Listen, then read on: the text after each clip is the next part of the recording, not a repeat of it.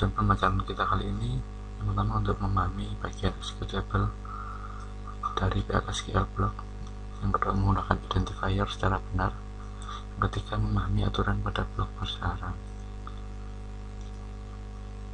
Sintak PLSQL, baris-baris statement dalam PLSQL merupakan kumpulan karakter yang dapat diklasifikasikan sebagai berikut. Yang pertama delimiter, yang kedua identifier termasuk reserve words atau keyword, yang ketiga literal, kemudian komentar.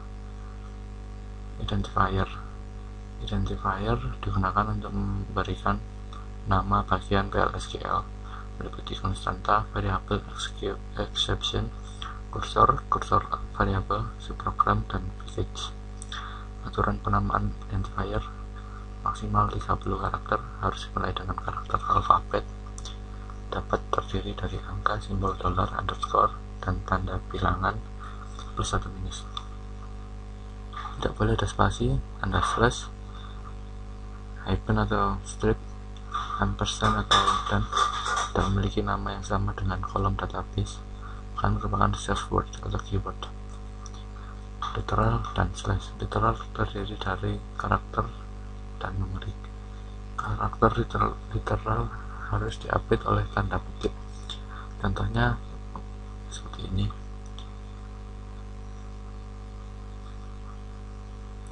Di variabel vname diupdate tanda petik seperti ini. Numerik literal dapat berupa suatu nilai atau notasi saintifik.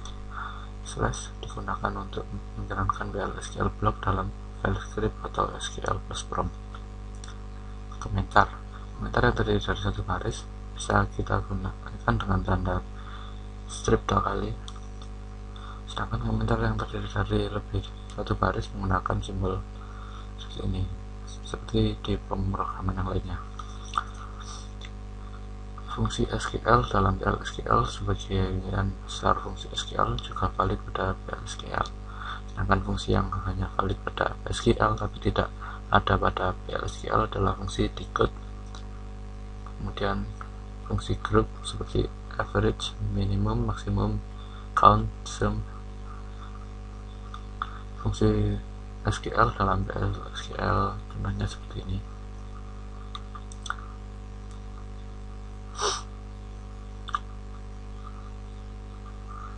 Konversi tipe data. Fungsi untuk mengkonversi tipe data ada to char, to date, dan to number. Contohnya seperti ini. Oke, kemudian blok bersarang dan ruang lingkup variabel. Blok dalam PLSQL ditandai dengan begin dan diakhiri dengan yang disebut dengan blok bersarang atau nested block adalah blok begin and yang terletak di dalam blok yang lain. Yang perlu diperhatikan dalam nested block adalah ruang lingkup variabel. Contoh ruang lingkup variabel dalam nested block seperti ini.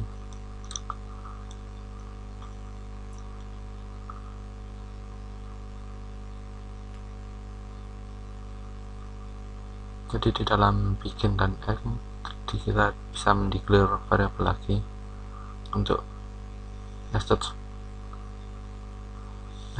blocknya. Penentuan ruang lingkup dengan tanda ini. Suatu blok dapat ditandai dengan menggunakan kurang dari, double kurang dari, dan double lebih dari untuk menentukan ruang lingkup dari suatu variabel, seperti pada contoh berikut ini.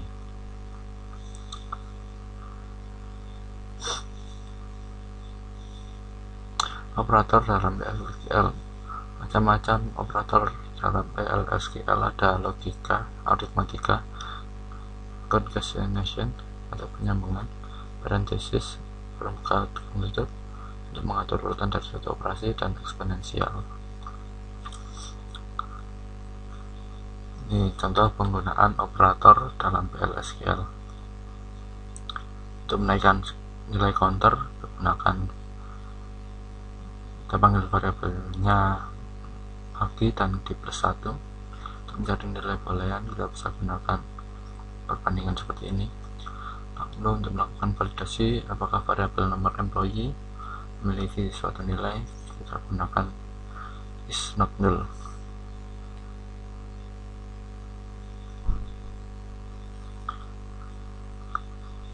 Oke,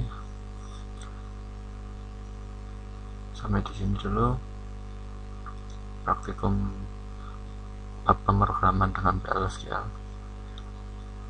Kita lanjut pada pertemuan berikutnya. Terima kasih.